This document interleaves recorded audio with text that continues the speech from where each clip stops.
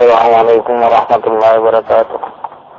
مفتی صاحب، اگر آدمی طواف کرے اور درمیان میں کچھ حدث لیٹ ہو جائے یا کوئی مجبوری آ جائے تو آدمی نکل جائے اور دوبارہ آئے اور درمیان سے شروع کرے یا پھر نئے سر سے طواف کرنا شروع کرے؟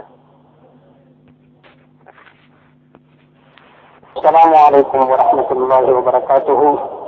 آپ نے جو سوال فرمایا ہے کہ اگر کسی کا وضو ٹوٹ جائے دوران طواف، اب وہ وضو کے لیے چلا جائے تو اس صورت میں واپس آ کر طواف وہ کس طرح شروع کرے گا؟ یعنی جو ماقبل چکر اس نے لگائے اسی پر بنا کرے گا یا نئے سرے سے شروع کرے گا؟ تو اس کا جواب یہ ہے کہ سب سے پہلے یہ بات ذہن میں رکھتے کہ عند جمہور علماء کے ہاتھ طواف کے لیے طہارت شرط ہے، سوائے شیخ الاسلام ابن تیمیہ رحمہ اللہ کا۔ وہ فرماتے ہیں کہ طواف کے لیے طہارت شرط نہیں ہے، ان کے پاس بھی کچھ دلائل ہے، لیکن جمہور کے ہاتھ طواف کے لیے طہارت شرط ہے، کیونکہ ایک روایت میں آتا ہے الطواف بالبیت کالصلاۃ، کہ بیت اللہ میں طواف نماز کی طرح ہے، جس طرح نماز کے لیے طہارت شرط ہے تو اسی طرح طواف کے لیے بھی طہارت شرط ہے۔ اب اگر اس کا وضو ٹوٹ جائے تو درمیانی طواف میں تو یہ کیا کرے گا؟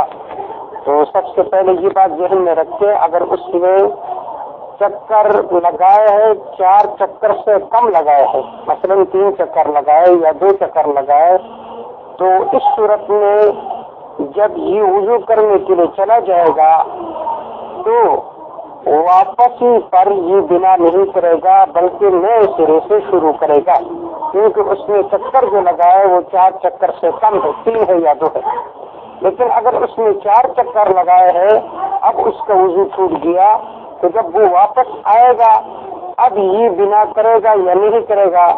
تو اس بارے میں حنفیہ اور شافعی رحمہ اللہ کے ہاں بقیہ طواف مکمل کرے گا، یعنی ماقبل طواف پر ہی بنا کرے گا، بقیہ طواف مکمل کرے گا، شروع سے طواف شروع کرنے کی ضرورت نہیں ہے۔ جبکہ حنبلی اور مالکی فرماتے ہیں کہ ابتدا ہی سے طواف شروع کرے گا، اسی پر بنا کرنا درست نہیں ہے۔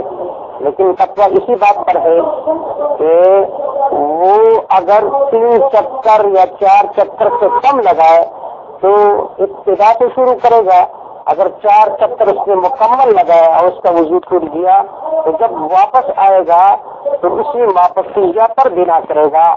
الموسوعۃ الفقہیہ میں یہ تفصیل مذکور ہے، واللہ اعلم بالصواب۔